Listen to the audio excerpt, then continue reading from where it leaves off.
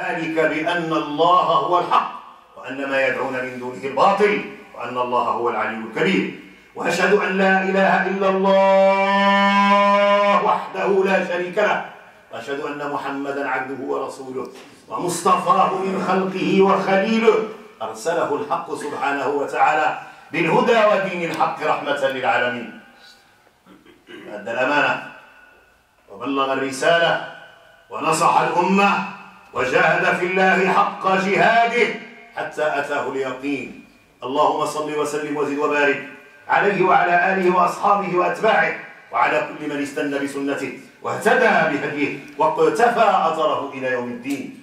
واجزه الله عن أمة الإسلام خير ما جزيت نبيا عن أمته ورسولا عن دعوته ورسالته، إنك ولي ذلك والقادر عليه. أما بعد، فأحييكم إخوة الإيمان بتحية الإسلام فأقول السلام عليكم ورحمة الله وبركاته. La thématique d'aujourd'hui est d'une pertinence capitale. Il faudrait que nos enfants, nos jeunes, l'espoir de la communauté musulmane qui a attesté de l'unicité d'Allah subhanahu wa ta'ala et de la véracité du message de Muhammad sallallahu alayhi wa sallam, il faut qu'elle en soit consciente, parce que d'une part, on semble trop attaché, je dirais bien collé à tout ce qui est matériel, et on ne sait pas de quoi il s'agit. On est tout à fait absorbé par l'éclat, l'éclat terne, je dis bien, de la civilisation matérielle. Et on ne sait pas qu'on est dépositaire des biens d'Allah subhanahu wa ta'ala. On l'ignore radicalement. Et on sait très bien qu'on vit grâce à ce que Allah a mis à notre disposition, grâce à ce que Allah nous a confié. Et nous-mêmes, en tant que corps et âme, on est la propriété exclusive de son créateur, Allah subhanahu wa ta'ala. Donc Allah subhanahu wa ta'ala, dans maintes versets coraniques, le Coran dont M. Abdelkhalq a entamé, par lequel a entamé cette conférence, le Coran, il renferme ce genre de signification. Mais, est-ce qu'on est conscient de ce que Allah a dit? Est-ce qu'on s'imprègne de ce qu'on entend derrière l'imam Tarawih, ce qu'on lit? Ou est-ce que notre course est de terminer 4 ou 5 fois le Coran, ou de rester durant des heures derrière l'imam sans pour autant s'imprégner, s'imbiber, changer radicalement de son comportement afin de pouvoir être le vrai musulman, détaché de la matière mais rattaché à son Seigneur? Est-ce que nous sommes arrivés à ce point? Et le bien, les biens, je dirais bien, qui n'ont pas de limite,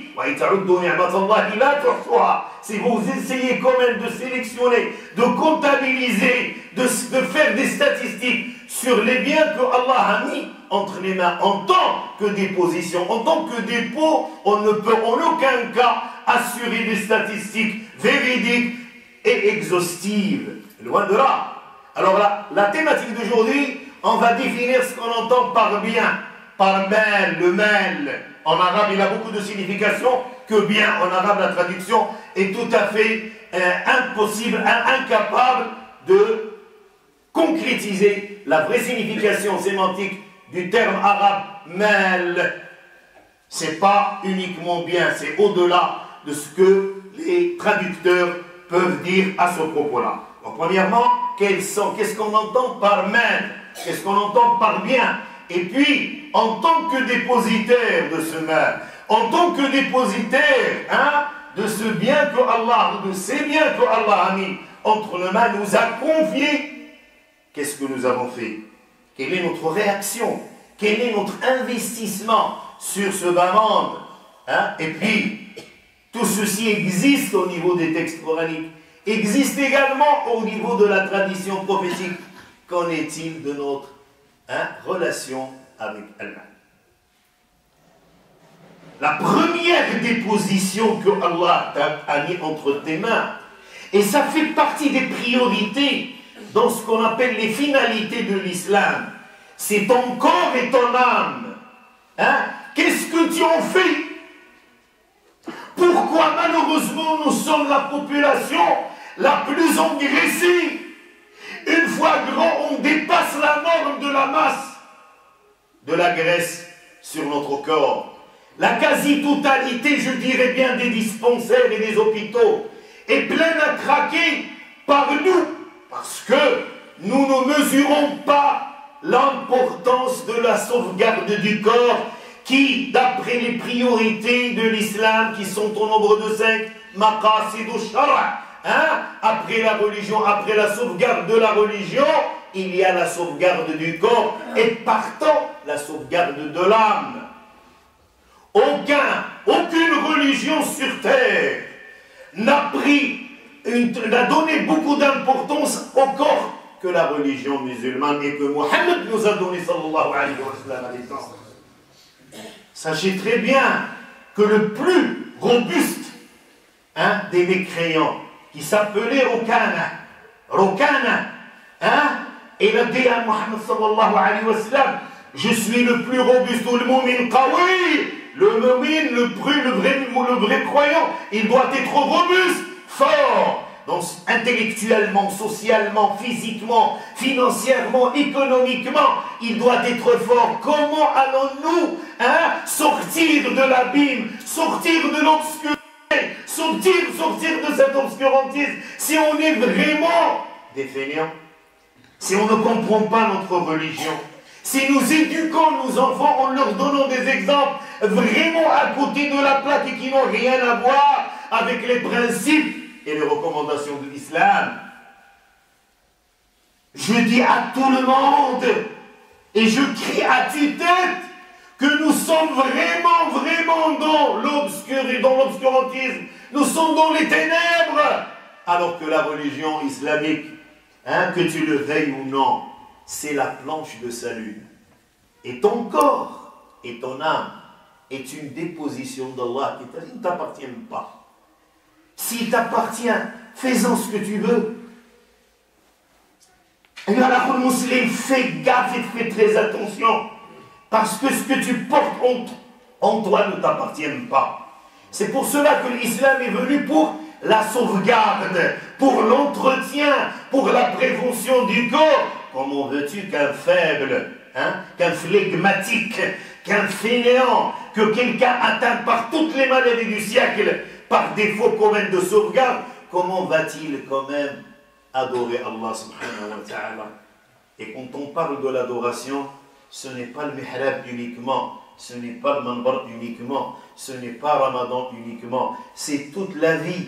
وَمَا خَلَقْتُ الْجِنَّ وَالْإِنسَ إِلَّا لِيَعْبُدُونِ قُلْ إِنَّ صَلَاتِي وَنُسُكِي وَمَحْيَايَ وَمَمَاتِي لِلَّهِ رَبِّ الْعَالَمِينَ لَا شَرِيكَ لَهُ لِذَلِكَ أُمِرْتُ أَنَا أَوَّلُ الْمُسْلِمِينَ. C'est-à-dire ta vie, ton sommeil, ta vie, tout ce qui relève de ton existence, il doit être voué à Allah parce que toi, tu es la propriété d'Allah subhanahu wa ta'ala. Tu es le produit exclusif d'Allah subhanahu wa ta'ala. Et quand il t'a créé, il t'a jalonné, il t'a donné énormément de recommandations. Il a envoyé Mohammed sallallahu alayhi wa sallam. Il a laissé entre tes mains jusqu'à le jour et jusqu'à la fin des temps un livre que tu dénigres, un livre que tu lis, un livre que tu ne sais pas, que tu ne connais pas, dont le contenu t'échappe.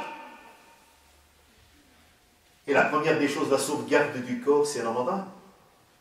Et Ramadan, c'est une école de prévention qui, ma foi, te donne la possibilité de savoir te nourrir et éduquer tes enfants sur ce principe-là.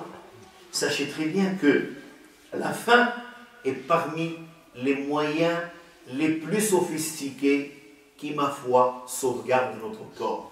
Ramadan, la faim n'est pas une chose simple, n'est pas une souffrance, n'est pas un supplice. Wallahi, là c'est le meilleur des remèdes. Un spécialiste en matière d'éducation nutritionnelle au Maroc, Dr Faid, Jazallahu khairan. Sa sœur, d'après ce qui m'a été rapporté, était atteinte de cancer. Sa sœur était atteinte de la maladie la plus vulnérable, le cancer. Et elle allait quand même subir ce supplice de la chimio. La seule planche de salut à laquelle s'attachent les malades, qu'Allah subhanahu wa ta'ala les rétablisse. Qu'est-ce qu'il a fait? Il a emprisonné sa sœur pendant des jours dans une chambre et a lui fait subir l'épreuve de la faim. F-A-I-M. Elle est restée affamée pendant des jours avec le substrat minimum de la nutrition. Elle était guérie du cancer. Voilà ce que Allah nous a donné. Ramadan. Plusieurs personnes sur cette tribune vont vous parler de Maghfirat al-Dunub, Itq min an-nar. Oui, tout ça est exact. Mais Allah a voulu que la communauté musulmane soit forte. Nous remplissons malheureusement les hôpitaux. Quand tu traînes devant les hôpitaux, tu ne vois que cardiovasculaire, cancer, cholestérol et tout. Et puis le Ramadan, c'est une école d'éducation nutritionnelle. Mohammed, sallallahu alayhi wa sallam, c'est notre exemple. Alors nos tables, nos menus, c'est vraiment un gala, un festin qui, ma foi, n'existe même pas pendant les jours ordinaires. Wallah, il a fait l'expérience. Si Dieu vous en préserve, si vous êtes atteint de telle ou telle maladie, si vous voulez garder la ligne, hein, Ramadan est là. Wallah, au lieu d'aller faire ce qu'on appelle les traitements, hein, les traitements draconiens de ce qu'on appelle les régimes, Ramadan est là. Et dans cette école, vous allez savourer l'essentiel. Vous allez savourer les délices de la faim. Allez voir chez Google.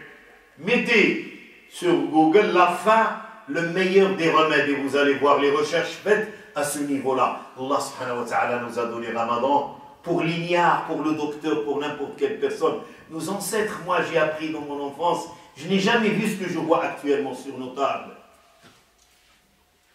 Rasul sallallahu alayhi wa sallam, il rompt c'est-à-dire la rupture du jeûne chez Mohammed, al-ma'u wa tamr.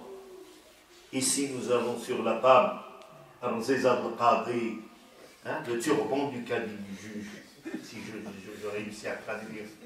Et Akhalélubo, c'est-à-dire 1000 trop. Pourquoi pas 2000? Il y a le meloui, le meloui, c'est celui qui tourne, je ne sais pas comment on appelle ça. Au niveau des féculents, on a énormément de choses. Des sucreries sur la table, il y a énormément de choses. Khirallah, c'est très bien, alhamdoulilah. Mais ça, on peut le partager avec une table. Elle peut couvrir, c'est-à-dire le jeûne d'une centaine de personnes. Nana. Et à chaque fois que je tourne la pastèque, le melon, le asel, ceci, le asel, et ça va. C'est une chaîne. Wallah, il a fait l'expérience. Vieillard comme moi, les gens comme moi, à la barbe blanche, faites l'expérience. Pas 40 bols de halila. Et quel bol, mais bon. Où il y a tout. Ça va être suffisant avec des dates, Wallah, et là, c'est largement suffisant. Nous, non. Et le sahur également, c'est autre chose. Le sahur, c'est autre chose. Wallah, il a sachez de faire un bon départ pendant ce mois de Ramadan. Et vous allez voir, contrôlez votre cholestérol, contrôlez tout. Et vous allez voir que la faim, telle qu'il a été décrite par ce jeûne, c'est extraordinaire. Et à ce moment-là, quand Ramadan va nous quitter, vous allez continuer à jeûner les 6, les 1 jour sur 2, comme Ali ibn Abi Talib, radiyallahu anhu. Ça, c'est la première des choses qu'il faudrait sauvegarder, le corps et l'âme. Un Coran que tu écoutes, que tu lis, qu'est-ce que tu en fais? J'ai terminé, alhamdulillah, 6 fois, c'est-à-dire 4. C'est bien, c'est pas déplacé. Qu'est-ce que tu as retenu? Si tu as lu 4, 2, 5 fois, est-ce que tu as pris la peine de voir par exemple le Qaf? Tu lis Surat Qaf et tu vois ta destinée. Qaf, ou plutôt Surat Muhammad, ou plutôt Surat Al-Hujurat, ou plutôt Surat Dariyat, ou plutôt Surat Yusuf pour les jeunes qui s'adonnent à la fornication et qui voient dans Yusuf. Est-ce que tu as fait le Coran? Ça fait des années que tu as entendu. Qu'est-ce que tu en fais? Est-ce que tu as pris Surat et tu as essayé de voir ce qu'il y a derrière Qaf, ta prédestinée? Est-ce que tu as lu وَلَقَدْ خَلَقْنَا الْإِنسَانَ وَنَعْلَمُ مَا تُوَسْوِسُ بِهِ نَفْسُهُ وَنَحْنُ أَقْرَبُ إِلَيْهِ مِنْ حَبْلِ الْوَرِيدِ وَلَقَدْ خَلَقْنَا الْإِنسَانَ. Nous avons créé l'être humain et nous sommes tout à fait omniscients de ce qui se passe, même par une métaphore, à côté de la veine jugulaire. C'est que Allah, il est avec toi, il te contrôle, il contrôle sa production. Il a placé dans Surat Qaf deux régisseurs. عن اليمين وعن الشمال قعيد ما يلفظ من قول إلا لديه رقيب عتيد. Tu as avec toi un contrôleur dans ton sommeil, dans ton va-et-vient, partout il est là. En es-tu conscient? En es-tu conscient? Ça, c'est la première chose à laquelle il faudrait prêter autant de temps. C'est ton corps. Parce qu'un corps moyennement chargé de nourriture, qui sait très bien équilibrer, parce que dans le Coran, qu'est-ce qu'il faut manger au départ? Premièrement, les fruits et les légumes. Ce que chantent actuellement, ce que chantent les spécialistes occidentaux en matière d'éducation nutritionnelle, a été prescrit dans le Coran al-Karim il y a de cela 14 siècles. Le Coran, il est là, il est clair. Dans Surat, dans Qaf, Allah subhanahu wa ta'ala également nous apprend quelle est la première des choses par laquelle il faudrait commencer. Les fruits et les légumes. Et tu entends toujours les nutritionnels, les diététiciens qui te parlent de légumes et tout ça. Nous là, on achète bien sûr de la à 88 kilos. Il faut une charrette ou là un 4x4 pour la tirer.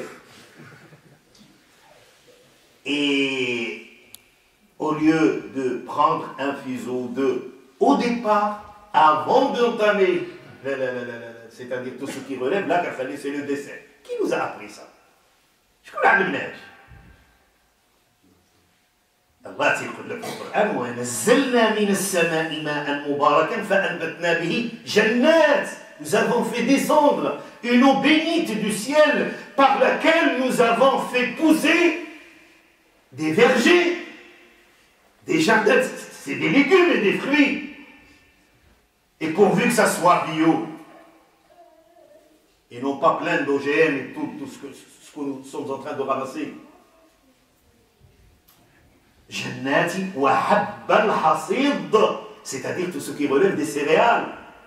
Je me rappelle très bien, la viande était une fois par semaine. Ce que nous mangions dans le temps, c'était les lentilles, c'était les fèves, c'était le bissara avec zit al-bildia. Et les gens de la campagne ne souffraient pas de ce maladie. Nous n'avons jamais entendu ni cholestérol, ni je ne sais quoi. Maintenant, nous sommes devenus des spécialistes en matière de maladies.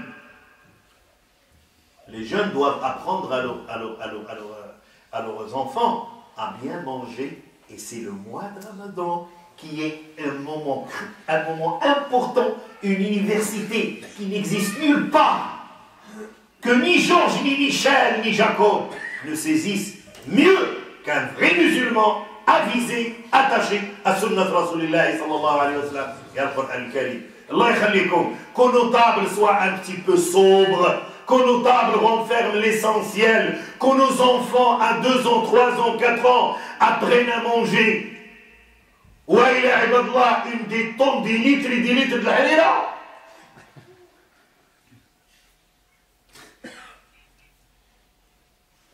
J'étais dernièrement dans ma ville natale, je vois que c'est une guerre contre le Hammos ou le Sharia ou le Loubia. C'est une guerre alors que pendant le mois de Ramadan, on doit réduire à 50, à 60, à 70% la consommation de ce que nous sommes en train de faire. Et c'est une école qui doit nous apprendre à ouvrir le jeûne avec des choses nutritives, avec des choses que Mohammed sallallahu alayhi wa sallam nous a prescrites. Amana, c'est une déposition. Ton corps ne t'appartient pas. Tu dois le sauvegarder dans le cadre islamique. Maintenant, qu'en est-il de ton argent que tu aimes? L'euro. Le papier violet, jaune, vert. qu'est-ce que tu en fais? Pendant le mois de Ramadan, Mohammed sallallahu alayhi wa sallam, c'est une autre école qui t'apprend comment investir cet argent. L'argent que tu as, qu'est-ce que tu en fais? Alors que Allah te l'a donné, te l'a mis, il a déjà fait un placement pour toi avant que toute l'humanité ne naisse. Ah oui, ce n'est pas toi qui gagne de l'argent, machine, ça les jeter. La deuxième chose à laquelle il faudrait prêter attention, qui ne t'appartient pas, les biens. Les biens, tout ce qui relève de ces biens terrestres, à commencer par l'argent que tu possèdes, à commencer par l'or que tu entasses dans tes coffres-forts, à commencer par tout ce que tu possèdes comme bien, immeubles, fermes, bétail, commerce, tout ce que tu possèdes, il ne t'appartient pas. Tu n'as rien. Essaye de graver cette réalité sur ta cervelle. Wallah al-Azim, si tu veux corriger ta foi, dis-toi bien que tout ce que je possède ne m'appartient pas. Qu'est-ce que tu en fais avec cet argent? D'où il vient? Premièrement, d'après les textes coraniques, Allah subhanahu wa ta'ala, il te demande de verser son argent dans plusieurs créneaux, dans plusieurs situations. Et ça ne manque pas, ni ici, ni ailleurs. À chaque fois que tu entends quelqu'un te demander quelque chose dans la voie d'Allah subhanahu wa ta'ala, ne prête pas attention à la personne. Mais dis-toi bien que ce que je donne, il ne m'appartient pas. Je suis un fonctionnaire dans les biens d'Allah. Je dois être un fonctionnaire fidèle. Je dois être un dépositaire fidèle. Je dois investir l'argent d'Allah à bon escient, là où il le faut. Sachez très bien que Daoud avait parlé à son Seigneur et lui a dit: Ya Allah, les plateaux de la maison, de la balance, c'est pas la balance des marchandises, c'est la balance devant laquelle nous serons auditionnés le jour du jugement dernier. C'est la balance qui va mesurer nos bonus et nos malus. Il lui a dit: Ya Allah, j'ai appris que les plateaux de la balance, ils couvrent cieux et terre. C'est géant. Comment peut-on nous le remplir? Remplir par hasanat, pas par des carottes. Et lui a dit: écoute, ya Daoud, je remplis cet énorme plateau par des bonus à un serviteur qui a donné la moitié d'une date, mais qui ne veut par le monde que me satisfaire moi et non pas une autre personne. Donc, tout ce que tu donnes, c'est pas ton argent, mais sache que alors il y a des gens qui ma foi, je ne sais pas si j'ai à traduire l'histoire de la personne qui a mis les dollars sur sa tête. Je n'ai pas à le traduire, vous avez très bien compris de quoi il s'agit. Mais il faudrait qu'on sache une chose, Ali ibn Abi Talib. Une anecdote qui nous montre essentiellement l'importance de comment investir l'argent d'Allah. Comment faire pour que Allah soit satisfait de nous? Comment être un dépositaire fidèle des biens que Allah t'a confiés? Ali ibn Abi Talib vivait à l'époque dans une chambre, pas dans un appartement comme aujourd'hui. Les jeunes ils te disent malheureusement: mais tu sais que le loyer 600 €, 700 €, alors moi je ne gagne que ceci, que je ne gagne que cela. Alors l'argent qu'il a entre les mains, c'est un argent propre. Il l'a gagné à la sueur de son front. L'argent d'Allah subhanahu wa ta'ala. Ben, tu sais très bien, l'appartement il y a 2 chambres, mais il me faut une chambre pour les bébés, une chambre pour les jouets, une chambre pour les escargots, je ne sais pas. Rasulullah, il habitait une chambre avec toutes les femmes.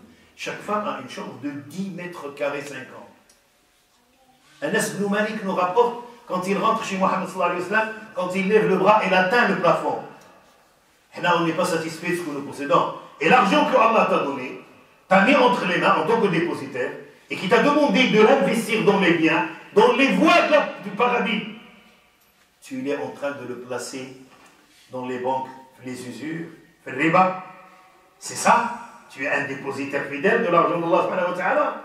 Ôtez cette idée d'avoir, Wallahi al-Adim, dans le substrat minimum, il y a le bonheur. Subhanallah al-Adim, il y a une égalité, une justice énorme. La répartition des biens. Tu me dis, mais comment? Il y a des gens qui ont des tonnes d'argent. Qu'est-ce qu'ils font avec ces tonnes? Ils mangent. et le mendiant de la rue, il mange. Quelle différence? Hadak tiakul le caviar, ou la cervelle des oiseaux cuits à la chaleur du soleil. Hein? Ou l'autre tiakul le khbiz, zouitna, tiabus. Tout se transforme en matière, sharaf Allah de la conflict. Tous. Et nous sommes tous des toilettes mobiles. Ah oui. Hadak tinas, hadak il dort, l'autre il dort. Et peut-être hadak il ronfle. C'est un. Ou l'autre, des somnifères. Où il ne dort pas. Et ce vétile, c'est la même chose. Ce qui diffère, c'est la qualité. Mais c'est tout. Et même il y a des gens qui possèdent des montagnes d'argent et qui ne peuvent pas se nourrir normalement. Donc il y a égalité. Un qui va dans la tente, il sera enveloppé dans des linceuls, l'autre également. C'est la justice dans le but. On est sur le même pied d'égalité. Mais l'argent que tu as, si elle dépasse les possibilités, si elle surpasse tes besoins immédiats, mais investis-les dans le bien. Pourquoi tu construis des immeubles et tu les laisses vides alors que des gens cherchent un toit pour s'abriter? Et peut-être certaines personnes de ta famille. Ali ibn Abi Talib, quand tu donnes de l'argent d'Allah pour Allah, regarde ce qui se passe. Et donc Ali ibn Abi Talib raconte cette histoire rapportée, raconte cette histoire à tes enfants, au lieu de tergiverser au niveau à propos de la soupe, ou de l'huile, ou de je ne sais quoi, le turban du juge ou le turban de l'avocat. Ça fait rire, mais c'est vraiment triste. Ali ibn Abi Talib avait une faim, pas de loup, des loups. Ça le rongeait avec Hassan Hussein et son assistant Al-Harith et Fatima al-Zahra. Fatima al-Zahra, qu'est-ce qu'elle a fait? Elle lui a dit, mais pourquoi tu m'as épousé? Si tu es incapable de subvenir aux besoins de ta famille, pourquoi tu m'as pris comme épouse? Hein? Et des insultes, et le divorce, et le massa, et le kala, et les enfants se trouvent dans la rue, et voilà. Et il commence à minimiser l'homme qui peut-être traverse des moments difficiles, des circonstances vraiment qui ne sont pas tout à fait commodes. Alors là, elle est là, elle a même parfois de l'argent, mais elle n'ose pas quand même faire. Elle dit, mais moi, je ne peux pas te nourrir, c'est toi l'homme. Ça n'a aucun sens. Ça n'a aucun sens. Et alors, c'est là, il ne faut pas que tu sois à l'image de certaines vulgaires personnes de la télévision. Cette télévision qui envahit malheureusement nos maisons avec des téléfeuilletons, avec des films. Et nous prenons ces gens-là comme exemple. Alors que, où est parti Fatima al-Zahra, Khadija bint Khuwaylid, Safiya, Al-Rumaysa, énormément de femmes qui, ma foi, constituent tout un palmarès extraordinaire dans l'histoire de l'islam. C'est ça notre exemple. C'est pas cette femme dévêtue, maquillée devant tout le public, qui n'a aucune pudeur et à laquelle tu t'attaches. Il y a même des familles, à l'issue d'un téléfeuilleton turc, qui se sont divorcées. Ramadan, Allah attaque les yeux, c'est un bien, il faut les investir dans du bien. Combien de personnes ils regardent la télévision et il y a une speakerine qui raconte les événements qui sont erronés et il dit là, je suis les événements et les nouvelles alors qu'il est en train de contempler une fille.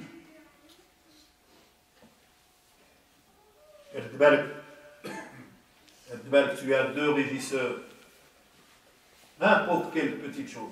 Ali ibn Abi Talib, sa femme lui a donné son drap par lequel elle se couvrait. Va le vendre, va le vendre au marché au souk et rapporte-nous de quoi nous nourrir. Il est parti. Il a bien entendu vendu à 60 dirhams. Et il est rentré, il voulait acheter quelque chose, mais au cours du chemin, il a assisté à une foule de personnes qui, ma foi, avaient un malaise extraordinaire, avaient très faim. La famille les ronge et ils criaient à tue-tête. Alors il a donné les 60. Bien. Il va rentrer chez lui, les mains vides. Sans regret. لا يمكن يقول له جاب الله واحد 50 اورو وشكيله تلاقينا واحد سمحوا لي هذه الكلمه تلاقينا واحد زغبي وخدا لنا هكذا فرد بالك راه الليسي لا le meilleur placement l'argent d'Allah il faut le mettre sadaqat ça augmente regarde cette histoire d'Ali ibn Abi Talib il est rentré il est dans le chemin il a rencontré un personnage avec une chamelle il lui a dit Ali ibn Abi Talib veux-tu acheter cette chamelle il dit mais j'ai pas d'argent tout ce que je possédais je l'avais je te la vends à crédit, c'est-à-dire à 100, c'est pas crédit vers les yeux, hein? C'est pas ça. Je te la vends à 100 dirhams. Tu veux bien? Et essaie quand même de la vendre ou de faire quelque chose comme ça pour. Bismillah. Une fois vendu, je vais te ramener ton argent. Ali ibn Abi Talib هذا ماشي شي واحد تعطيه النقا ديالك الجبل. Tirant la chamelle derrière lui, il rencontre un autre homme, une autre personne qui lui dit cette chamelle est à vendre. Ben derrière, je viens de l'acheter et je dois quand même verser 100 euros. Ben, tu me la vends à combien? Il lui dit à 160. Il veut récupérer les 60. Le BR, c'est pas 200, 300. Il dit ça va. Il lui a donné 160 et lui, subitement, il vit le vendeur qui se présente. Où est la chamelle? Il dit je l'ai vendue à 160. Voilà, tes 100 dirhams. Il est rentré avec 60. Alors la personne lui a dit Ali ibn Abi Talib, tu connais le vendeur de ta chamelle et l'acheteur? Le vendeur c'était Jibril alayhi salam. Et l'acheteur c'était Mikaïl. N'aie pas peur quand tu investis l'argent d'Allah dans la voie du Seigneur. Wallah al-Azim. وما أنفقتم من خير فإن الله يخلفه. سبحانك اللهم وبحمدك أشهد أن لا إله إلا أنت أستغفرك وأتوب إليك عملت سوءا وظلمت نفسي فاغفر لي فإنه لا يغفر الذنوب إلا أنت. اللهم إنا نسألك إيمانا دائما وقلبا خاشعا ويقينا صادقا ودينا قيما والعافية من كل بلية وتمام العافية ودوام العافية والشكران على العافية والغنى عن الناس. اللهم أحسن عاقبتنا في الأمور كلها وأجرنا من خزي الدنيا وعذاب الآخرة. اللهم الطف بنا لطفا جميلا. اللهم بلغنا ليلة القدر. اللهم اجعلنا لرمضان من الصائمين ولله من القائمين واجعلنا من المحسنين وابسط يدنا فيما جعلتنا مستخلفين فيه إنك ولي ذلك ومولاه. اللهم احفظ ذرياتنا وبناتنا وأزواجنا واحفظ أمة الإسلام في مشارق الأرض ومغاربها. اللهم يا ذا الجلال والإكرام نسألك في هذا اليوم المبارك في هذا الشهر المبارك أن تجمع شتات الأمة الإسلامية. اللهم وحد بين قلوبنا. اللهم اشف مرضانا. اللهم أد ديوننا. اللهم لا تخذنا إليك إلا وأنت راض عنا. اللهم اجعل أسعد أيامنا يوم لقائك وصلى الله وسلم وبارك على سيدنا وحبيبنا وأسوتنا محمد وعلى آله وصحبه إلى مناسبة أخرى بحول الله. وأستودعكم الله الذي لا تضيع ودائعه وشكرا على حسن الإصغاء والسلام عليكم ورحمة الله وبركاته.